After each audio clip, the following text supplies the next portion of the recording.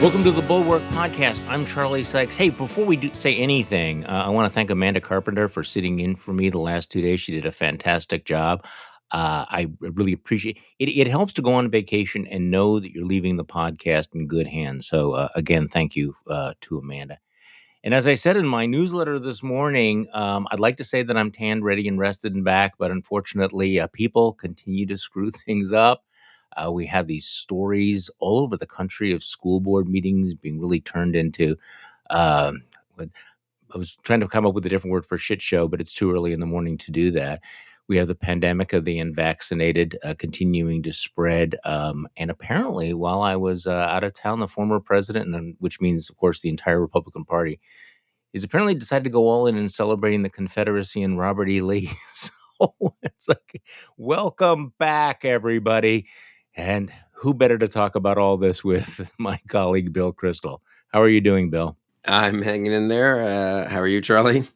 Well, I am back and trying to get my head around all of this and trying not to be too discouraged by some of the things that are happening. But so where you and I are having this conversation 2 days before the 20th anniversary of 9/11, which is amazing. I mean, it is amazing how 20 years, it was 20 years ago, and still how fresh and how relevant it feels.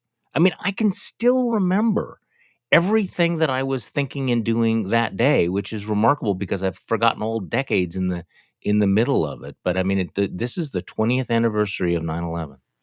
Yeah, it doesn't seem that long ago, and it is one of the few days of our lifetime, I think, that everyone remembers where he was or Yeah. what he or she was doing. Right? I mean, there aren't that many. Kennedy. I was young when Yep. Kennedy was assassinated. What was I I, 10 years remember. old? But I remember Yep. that.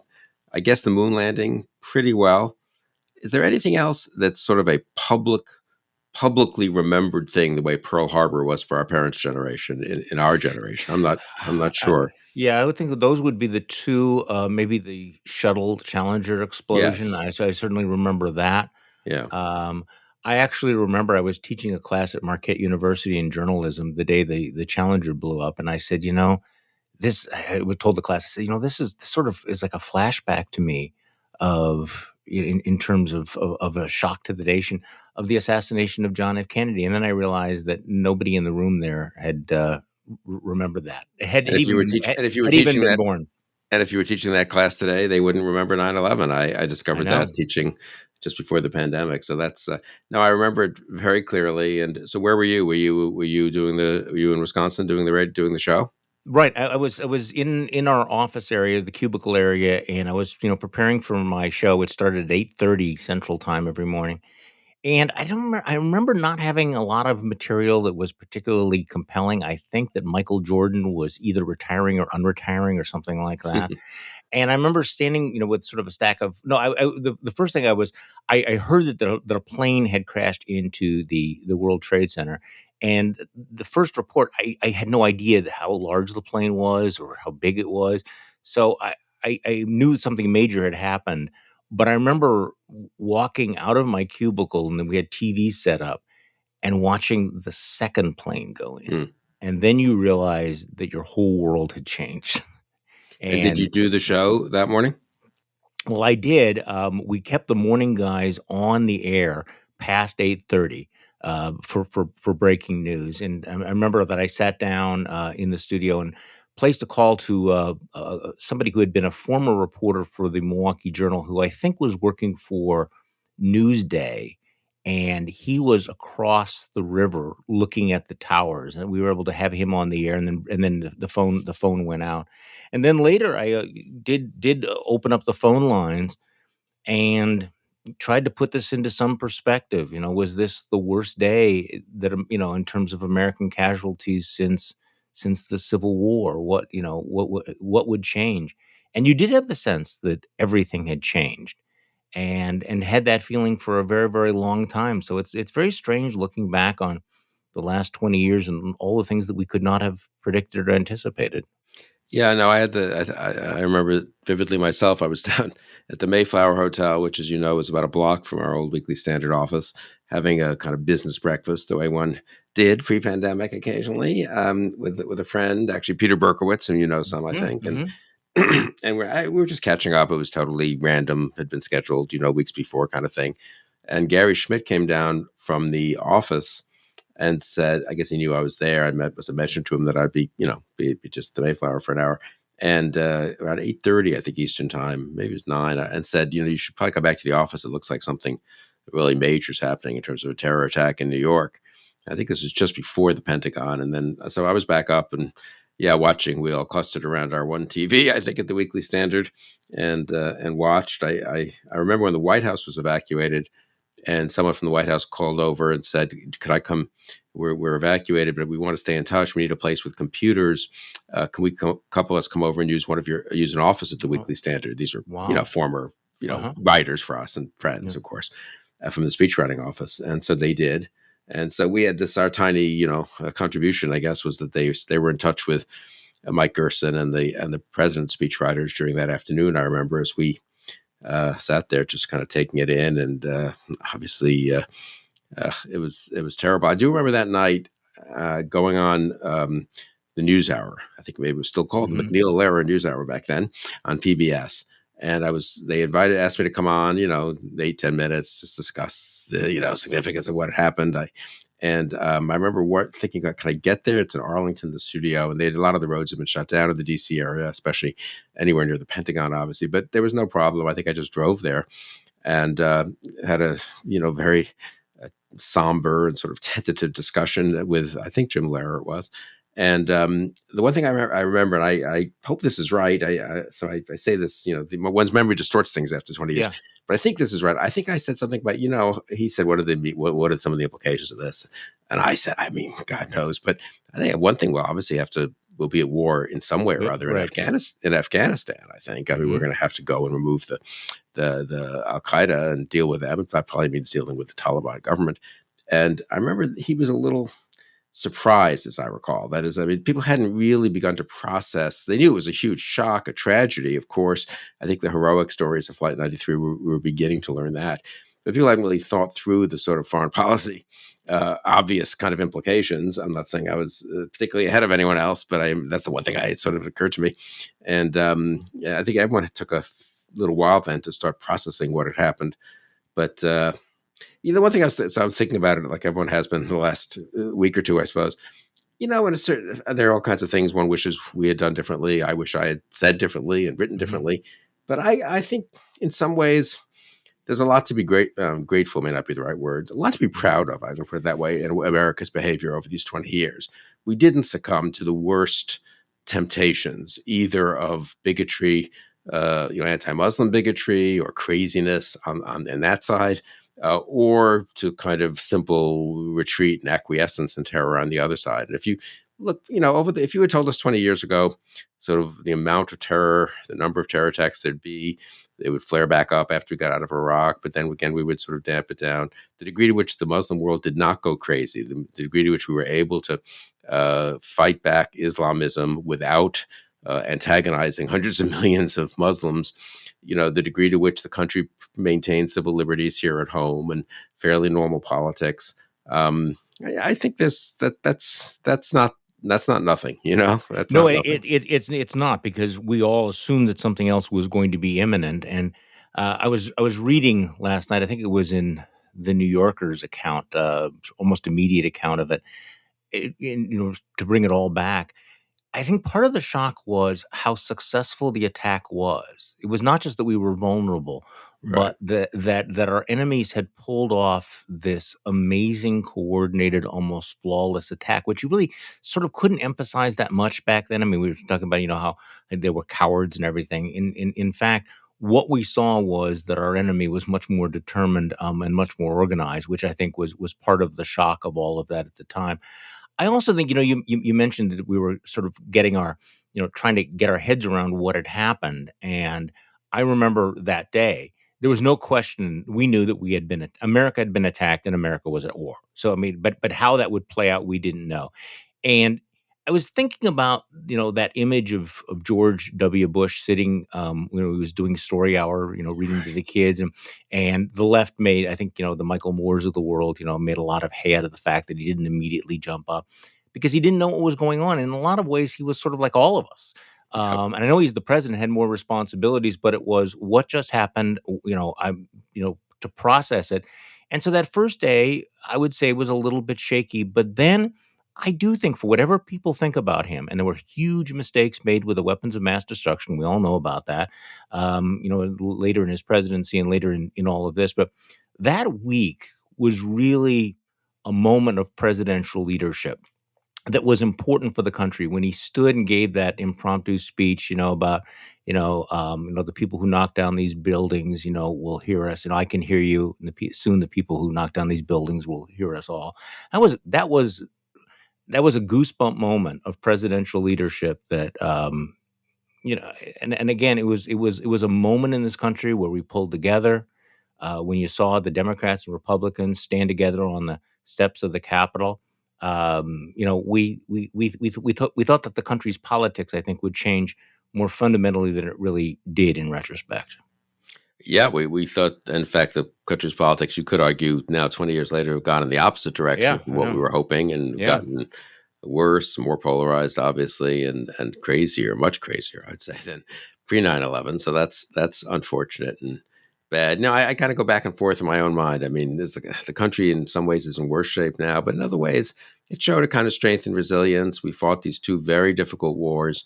We made mistakes at the leadership level. Some of our soldiers and Marines made mistakes. Obviously, there were some, you hear about the war criminals that hmm Trump pardoned, but how many fought honorably and well, and really an extraordinary number, I would say. That was the thing that most impressed me. I was in Iraq once and Afghanistan once, but talking to them there, but especially when, of course, people came back here. This younger generation that all of us conservatives were so concerned about because they'd been educated in these bad schools for 20 years and they'd been learning all this anti-American stuff from Howard Zinn and all. You know what? They turned out kind of okay, right? I mean, yeah, heck, not just the ones who fought, but the ones who did other things for the country here at home. And I don't know. I sort of feel that the country ended up. I mean, it seems I'm very unhappy about the last five, yeah. 6 years, obviously with Trump and some of the stuff on the left. So, but even including that, I've got to say, I think the country showed real strength of character and spirit, and maybe that's a heartening lesson for us today. Honestly, I feel that we're in a moment here where you look at things and you think, "Oh my God, can we really get out of the hole we're in?" But post 9/11, people rose to the occasion, and They that's did. good. It's a good And and reminder. and I remember thinking, particularly in the early days of the war in Iraq, which of course did not go well. But in the early days when we had embedded reporters, we got a real up close look at these young men and women who had come forward to fight for their country, and it was very impressive. I remember thinking, where did they come from?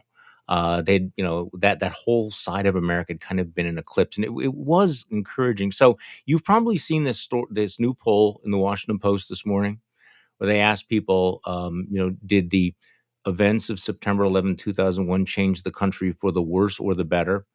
When they asked that a year later in 2002, September 2002, 55% of Americans said it had changed us for the better. Only 27% said it changed us for worse. But today, only 33% of Americans think that it changed us for the better. 46% say it's changed us for the worse.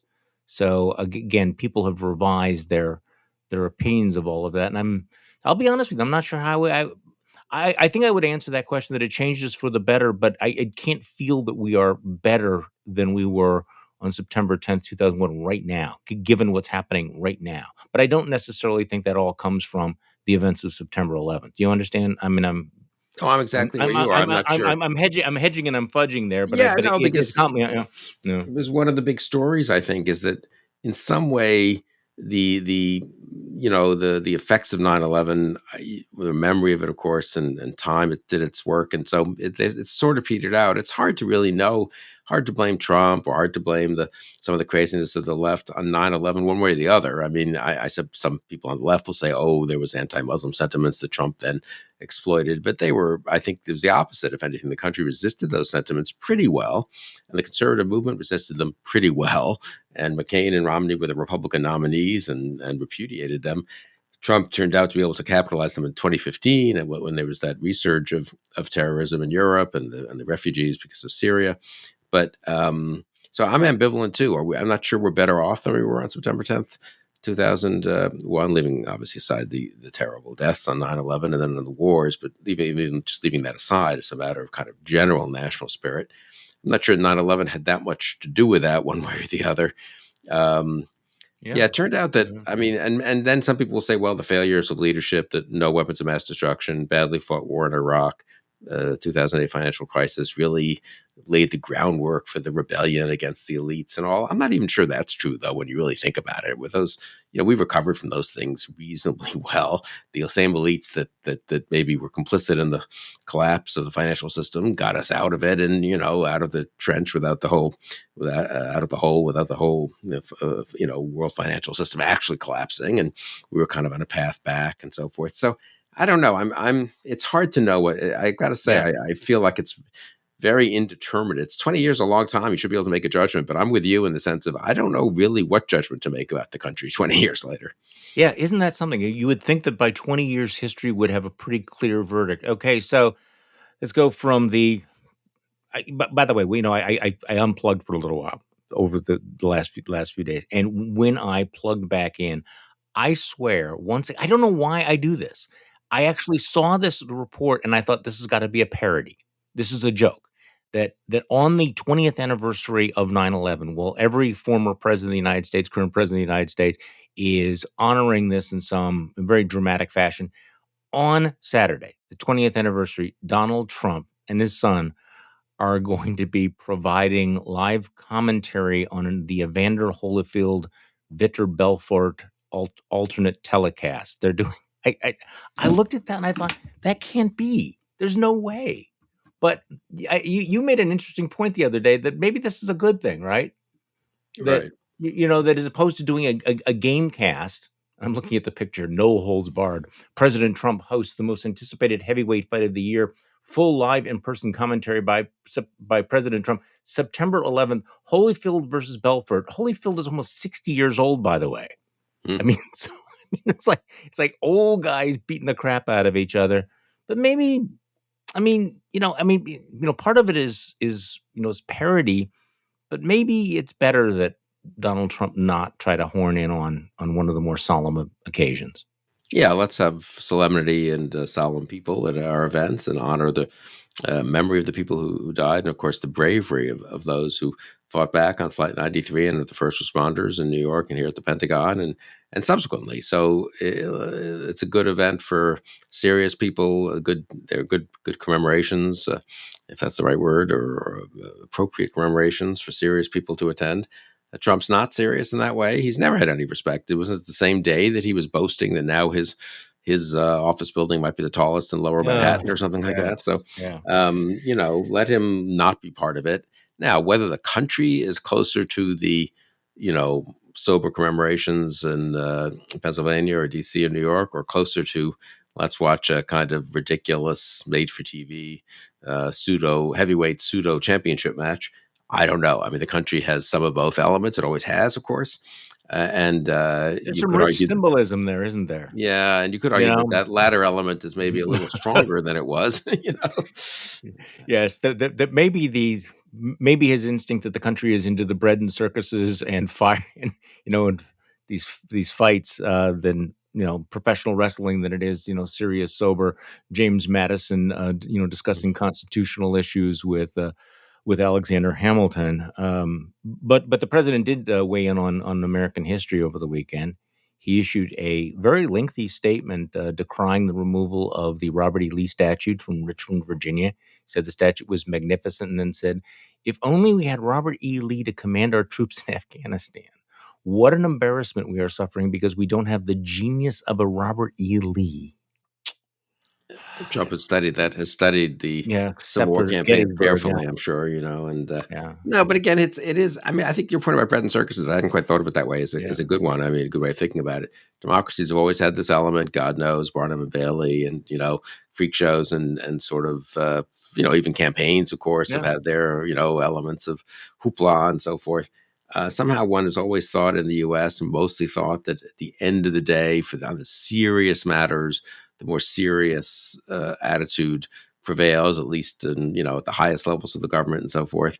Trump has certainly challenged that presumption, and I do think as you look around the country, the number of people who are willing to just indulge, foolish views, just kind of views backed by nothing, views that make them feel good. What do we usually call it? The performative aspect of Yeah. politics has outweighed more than it usually does the sober aspects of politics. And maybe in a way, there his commenting on a heavyweight fight, therefore, is or Yeah. giving ridiculous opinions about Robert E. Lee and Afghanistan, instead of contributing, incidentally, to what could be a moment where the country says, okay, look, we had a kind of certain view of the Civil War for a long time, and now we're coming to grips with a somewhat different view of what happened there, a little different account of history, and removing this public memorial, which was excessive to Robert E. Lee. But of course, Trump isn't going to contribute to that at all. No. And most people on his side, and not that many people on the other side, to be fair, are willing to contribute to that. The level of discourse really is. I don't. The public is the public. To be totally honest, I don't really blame them that much. They've always had they're not busy studying this stuff. The failure of the elites to, in any way, erect or maintain guardrails, to be willing to chastise people on quote on their own side, to try to say that no, this is not appropriate. That for me is really striking. It is, and so there's two aspects of this. Since we're in the bread and circuses thing, and we sort of refer to what's been going on at the grassroots level, we have a couple of things in the bulwark over the last couple of days about what's been happening at school board meetings, which is really quite extraordinary. And we have a piece this morning. I just want to read a little bit of it. We started the year with an attempted coup, laden with QAnon symbolism and apocalyptic rhetoric. The internet meme prophet Q may have disappeared, but like any good apocalypse, QAnon didn't die. It just changed. Obviously, some of the deadlines, things didn't happen. Trump was not restored. But most of the instigators and spreaders of these ideas are still there. Some are now campaigning for office. Some are still trying to overturn the 2020 election. And now some are trying to overthrow our schools. Over the past years, the conspiracy theorists have come together under one big apocalyptic tent: the Stop the Steal election truthers, the anti-vaxxers, the anti-maskers. We've seen organized campaigns of harassment, threats of violence, attempts to harm members of school administrations, and physical altercations at school board meetings when masks are mandated. I mean, it really is, Bill, it is getting ugly out there, and there's a temptation to say, well, those are just little, kind of freak shows, but something is bubbling up. The anger, the disinformation, really do, I think, sort of lay the tinder for possible violence, some sort of a conflagration. And as you point out, where are the people who would normally be the adults in the room saying, we have to stop this, we can't do this? The last story of the last 5 years is basically their surrender, isn't it? Yeah, I really think that's so fundamental. We've talked about that occasionally before. It's the enablers and the acquiescers and the rationalizers, and you see that just across the board, especially obviously on the Republican and conservative side. Some on the left too, though. The unwillingness to stand up to excesses there. Obviously, you wrote about that a bit in the newsletter this morning Yeah. too. And so I think less fundamental on the left and less with some damage, but less than on the right. Obviously, we have a president and so forth. Now, so I'd say, two things that are striking about what's happening and what you were discussing. The conspiracy theories all kind of meld together. And it turns out it's not the substance of the conspiracy theories people care about so much. It's just they like conspiracies, and they Yeah. like feeling aggrieved, and they like denouncing elites, and they like feeling to be part of the real America that's fighting the terrible elites that are imposing things on them. So, I mean, there's no reason, of course, in theory, why being anti-vax should correlate with being pro-election lie, right? I mean, these are kind of different issues, presumably, but they do Right. correlate highly, because if you believe one, you sort of want to believe the other, because you want to believe the whole system is, I don't know, rigged against you or against your Donald Trump. You're a It's fan kind of of your his, right. It's your identity. It's not you haven't right? reasoned yourself into it. You've just this is the world you're in now. Which makes you wonder about how to combat this, because it's Yeah. not, disproving one of them doesn't disprove Right. the other six, and it's not a matter of proof or argument. I was struck by a piece I read a few days ago on this too, that sort of said that we're misunderstanding this. Even the focus on misinformation is kind of misleading. It's not about that they it's not like you learned a bad version of mathematics and you therefore believe falsely that 10 divided by 5 is 3 instead of 2, and therefore we just need to kind of sit you down and get you the good math. That's not what's going on. It's much more broadly cultural or sociological or something, and that's what we need to look at, and that's much harder to deal with, of course, than simply saying if only these memes, these fake news items weren't circulating. Not that they don't do damage, incidentally, but I do think it's something that all of our kind of, let's correct this mistake, let's correct that mistake. Don't they Yeah. understand the science shows this? It's not a matter of understanding quite in that way. It's a matter that they want to believe certain things. But again, there I do think the silence of the enablers is, I don't know, it doesn't cause the belief in conspiracies and the anger and the wish to denounce and to feel good about denouncing others and bullying others. But it does enable it and allows more people to sign on. I mean, I've just got to think if the first people who stormed whatever, screamed at a school board and screamed at a kid trying to make a presentation or threatened the principal of a school, we've seen all these different aspects of kind of mob action. Thank God, not too much direct mob violence yet, but on the cusp of it, don't you think? On the precipice. I do. I do think. We've seen that. If that were immediately denounced by the By local, everybody. by Yeah. everybody, the local, the mayor, and the Republican and Democratic, state representatives, and all the way up to the governor and the senators, and also church leaders and everyone else, people would say, "Oof, gee, I guess maybe we shouldn't go down that path." But no one sees much of a denunciation, and if you're the type who thinks, well, that could be kind of fun to join in that, you're on for the ride the next time. And so I think at this point, the crazies have the momentum, and the forces of sanity are in retreat. Well, and also they have 3 years to build up a head of steam, and I think one of the things we've seen is the way that ideas, and I've said this many times before, how the unthinkable becomes the thinkable, that you'll see sort of this little cloud on the horizon, and maybe in the past you would have thought, "Okay, that's no big deal. Let's just, pretend it's not there or ignore it," and then before you know it, you're, in the middle of the conflagration, and I think that we are seeing the normalization of violence, the normalization of this apocalyptic rhetoric, this sense that everything is at stake. Everything's the Flight 93 election. That people hate you. That they hate America. They hate God, and therefore any tactic is justified in fighting against them. And that's spreading. That's metastasizing, and that has real consequences in a society like ours. I totally agree. I mean, the normalization of the rhetoric of violence, Yeah. unfortunately, is often precedes the normalization of violence. And I think, and people like us, you and I, were criticized when Trump accused, as I recall. I was trying to think about this the other day. Josh Mandel had some idiotic tweet that's redundant in his case. Let's even say that, but Yeah. one of his typically idiotic tweets, and he accused somewhat of treason. I mean, he uses the word treason or traitor Yeah. about A lot. every Yeah. third tweet. I think I remember.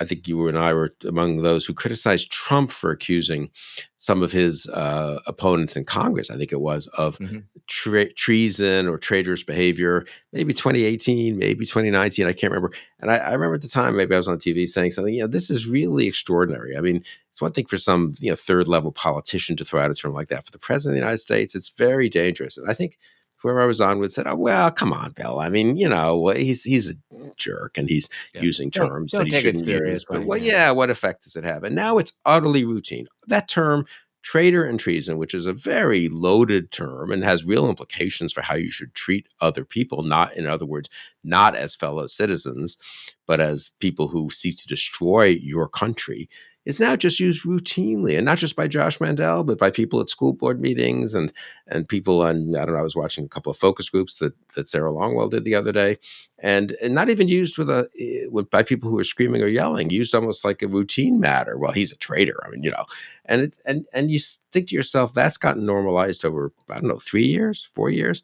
I mean, we were, when I again go back to 9/11, we were very careful, I think, to try hard, Very. not always successfully, but to try hard to distinguish those who really were terrorists from those who just, practiced a different religion from some of us, or had even very different views about different things, or lived in countries that we didn't like much, or with governments that we didn't like much. But that's very different from saying that people are terrorists who seek to destroy your country. And we didn't lock up American Muslims the way we locked up Japanese and World War II and so forth.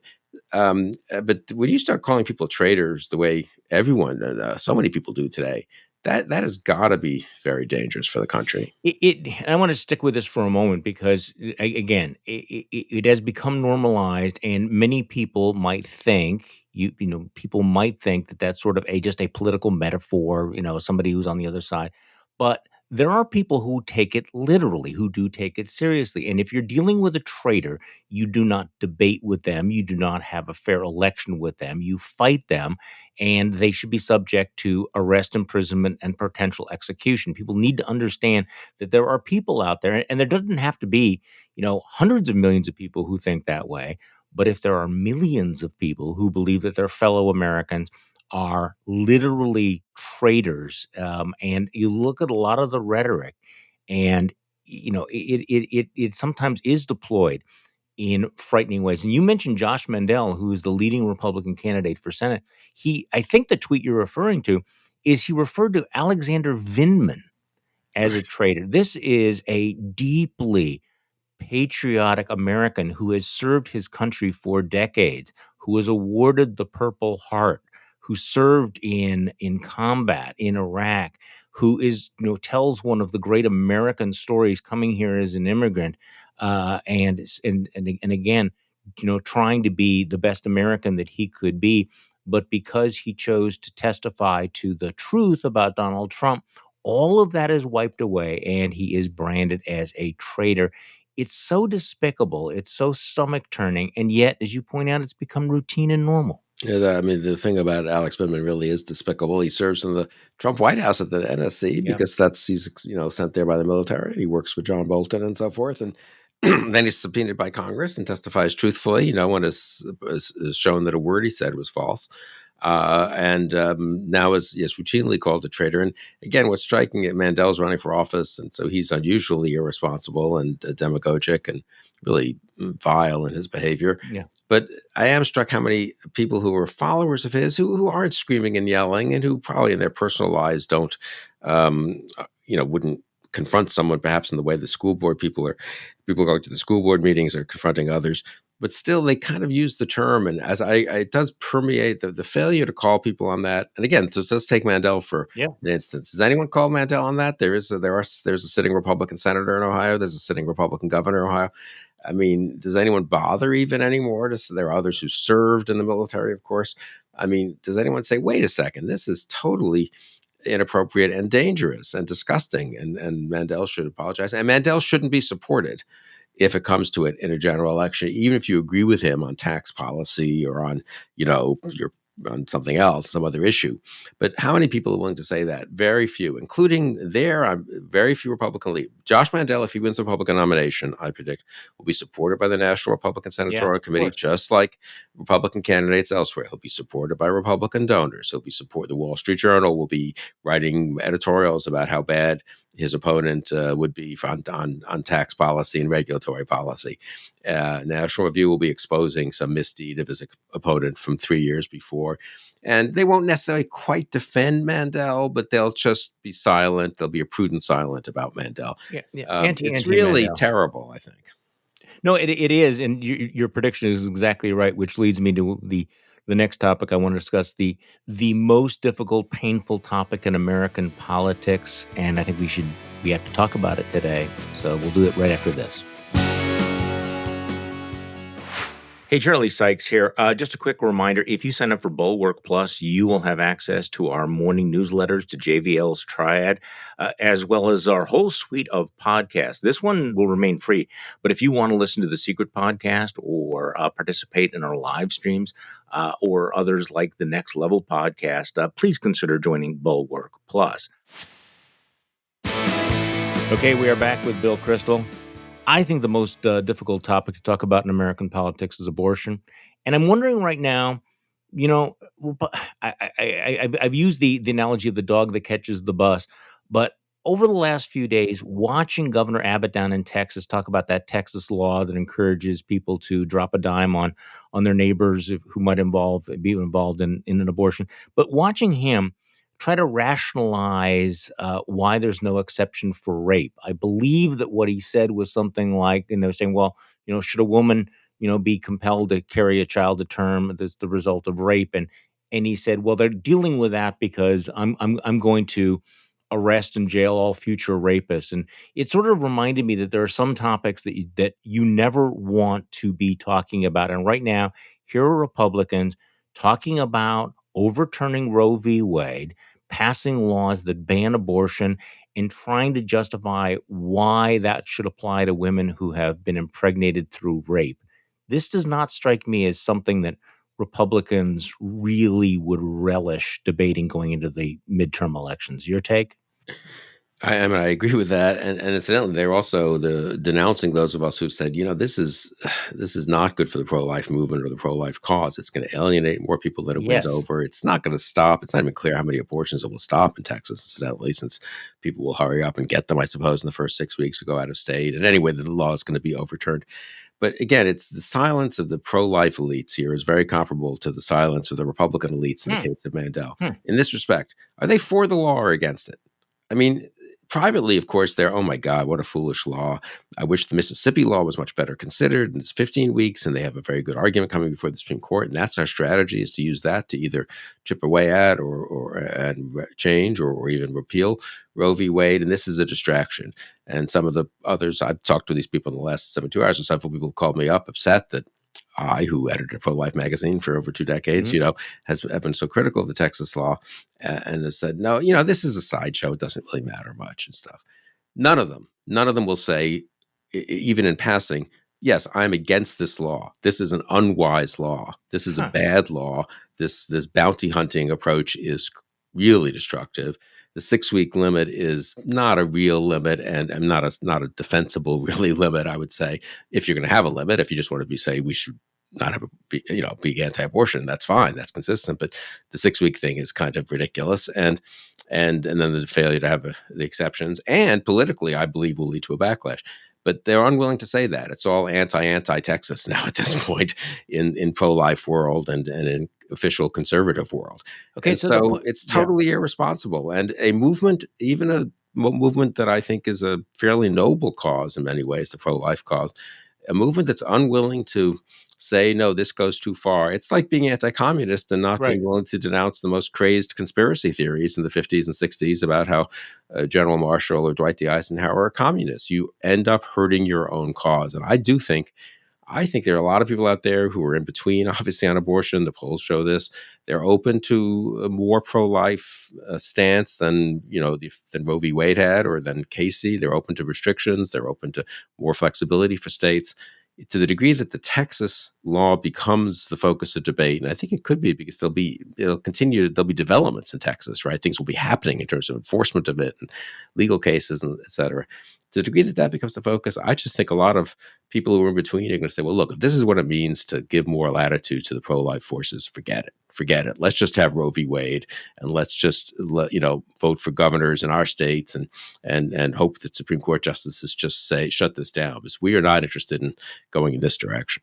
See, I agree with you on this. I've been part of the pro life movement for many years, but some time ago, really came to the conclusion that what you needed was a culture of life, not simply political wins and court decisions. And by that I mean, look, the reality is that you need to change hearts and minds. You need to create an environment in which people will make a different choice. And we've had some really wonderful things written about this over the last few days. Mona Charen has a wonderful piece in the Bulwark today. The pro life cause deserves better than the Texas law, and she talks about why not do things to make adoption more palatable, more attractive. About a year or two ago, we ran a wonderful piece by Sarah Quinlan in the Bulwark, talking about the need to create a culture. Remove some of the impediments for women. Policies that are actually pro family, pro-child, as opposed to just simply the rhetoric. And I know that Tim Miller wrote about this eloquently, and JVL has written about this, and David French has just a wonderful piece over at the Dispatch where he talks about the fact that you have a lot of people who would be potential allies who are being alienated, and this has real world consequences. And in terms of, I saw somebody tweeted, "Well, this law will save babies." Well, not if it discredits the pro-life movement for the next 40 years.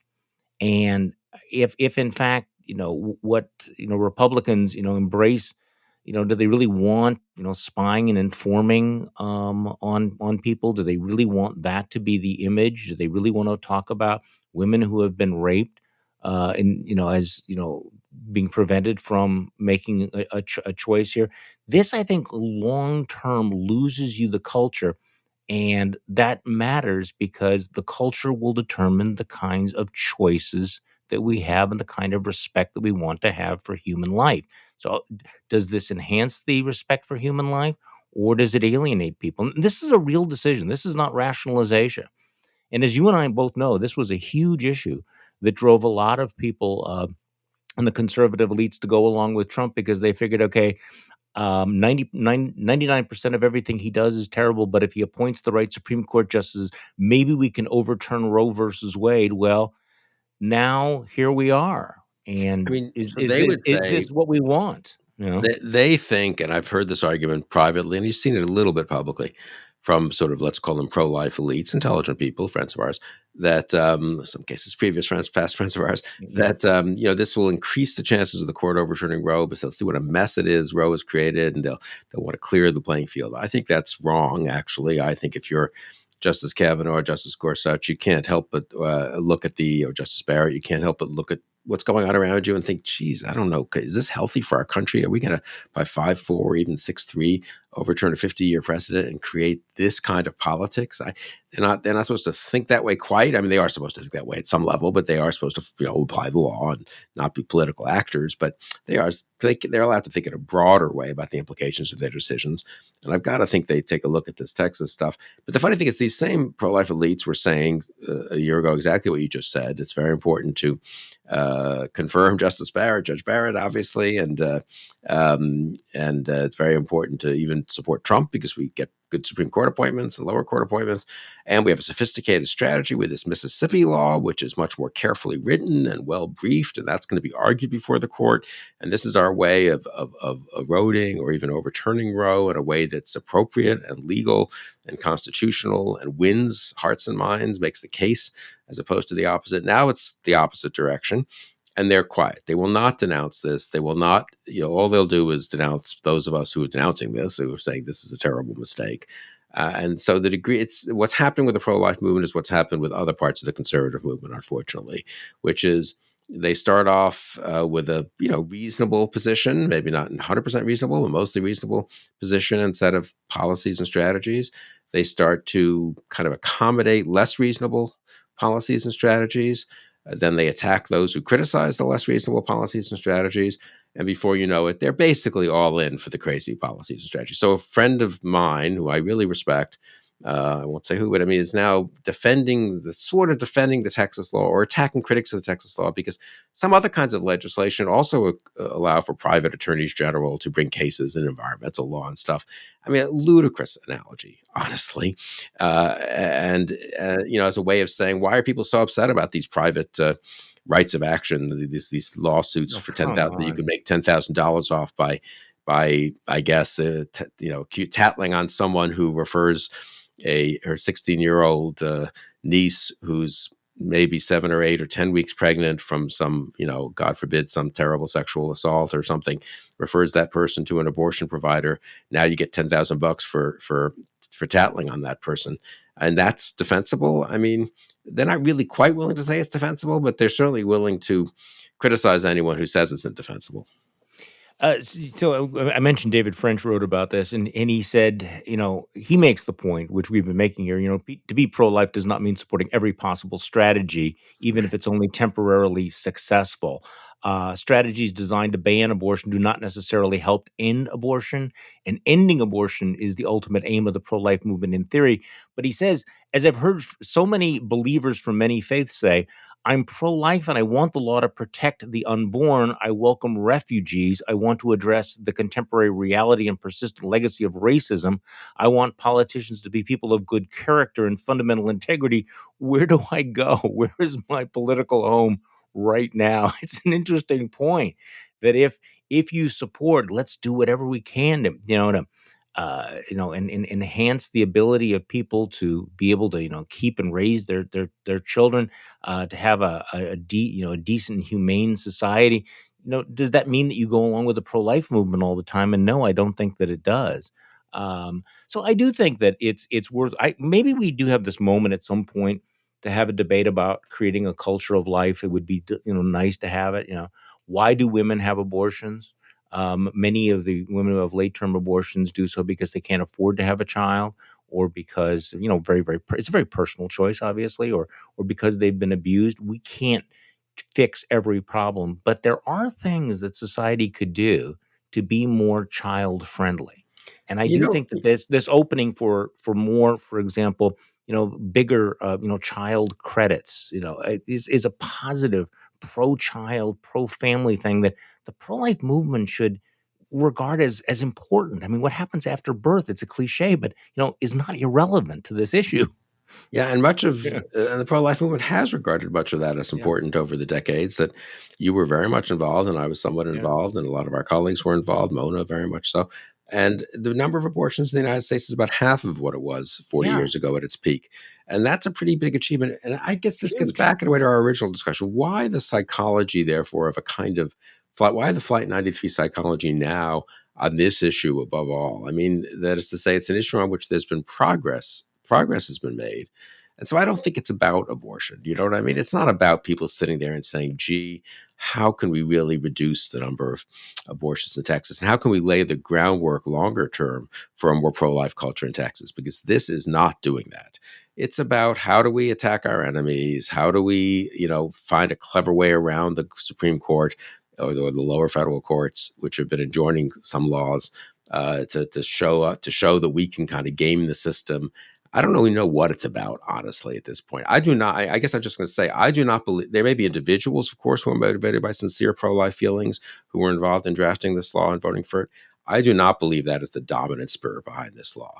And I don't believe it's the dominant spirit. I hate to attack individuals, but I'm just going to say for Governor Abbott and for Lieutenant Governor Patrick and all these people, they are not sitting around having long discussions with serious people about how do we really improve the prospects for reducing in the long term, medium term, the number of abortions in Texas and creating a culture of life. That is not what they care about.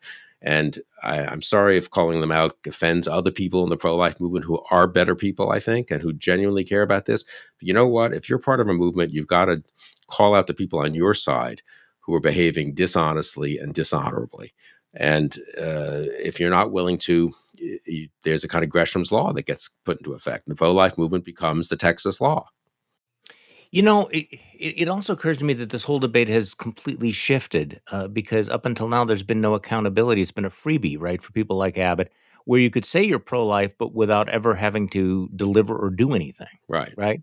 That this was an easy position for them to say because you basically plant your flag in the culture war without having any real implications in the real world.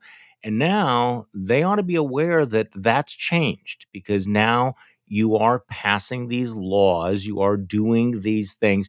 You may still think you're just signaling tribal loyalty or your identity politics, but it will have real tangible consequences. And that's something that for the last 30, 40 years, they haven't actually experienced, I don't think.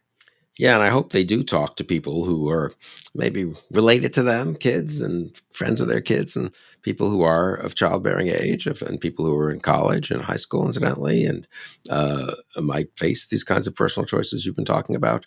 And I hope they have that kind. For them, it's easy to be performative if you're, presumably a 60-year-old male or even a 60-year-old female, to be honest. And it's not something that's going to affect the rest of your life, presumably, if you define that narrowly. But I don't know. You sort of hope that reality will therefore hit, but people turn out to be pretty impervious. I think what I COVID know. showed us, and another depressing thing, and this I depressing totally agree. conversation, somewhat though interesting I, one, I would say personally. I mean, yeah, is how much does reality matter I anymore? know. People then just deny the next step of the reality, and if this has some backfire, if the courts say, you know what, in next a year from now, if the Supreme Court in effect says we're going to, accept some of the Mississippi law. We're going to send a little bit of it back to be tinkered with.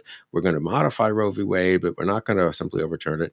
Do they sit back and say, "Gee, that Texas thing was a mistake"? No, they just say that they're not just John Roberts, but Amy Coney Barrett and Brett Kavanaugh are traitors as well, right? Oh, no, that's exactly right. No, we talk a lot about threats to democracy. And I think maybe the most fundamental threat is the one that you just identified, which is that when people become convinced that there's no point in making an argument based on logic and facts and reason, because no one will never make a difference. Nobody will ever change their mind. Then, when that kind of discourse becomes irrelevant, well, then what are the implications for democracy? Then what do we talk about? Except pick your sides, pick your cudgels, go to war, I mean, think what, right? just practically speaking, think now the attention that court decision, presumably there will be one in June, early July of 2022, will have. Think of what the election year will look I like. I mean, know. I think the degree to which we are in a volatile environment with the rhetoric of violence, with the heightening of the total lack of responsibility on, especially on the right, to damp down tensions and angers and so forth, and go the other way, either with silence or even a kind of wink and a nod towards the rhetoric of violence and of denunciation. What are we going to? I mean, it makes Yeah. one worried about actually what 2022 is going to be like in terms of our civic peace and comedy and just basic structures of kind of minimum structures of civilization here. Well, and again, in the 2 years after that leading up to 2024, and how that election will be resolved, which I think is a huge question mark. Bill Kristol, thank you so much for helping me reenter the world here. And welcome Appreciate back. it, which Welcome back to the yeah, world. To World Charlie. yeah. I thought this was. Mhm, Maybe it wasn't our most cheerful discussion ever, but for me, it was actually thought provoking. I hadn't, really. It was helpful to really begin to think these things through. And people really need. I'll just maybe we'll say one last mhm, thing, not to be too, mhm. hortatory or whatever, but we all need to think these things through. And I Yeah, really plead with any of our conservative friends and pro-life friends who are listening to this to they can come to a different conclusion, obviously, than you do or than I do, mhm. but think this through. Don't just read some press release from NARAL that you hate and decide you have to support what's happening in Texas. Yes. Thank you, Bill. And thank you all for listening to today's Bulwark podcast. I'm Charlie Sykes. We will be back tomorrow, and we will do this all over again.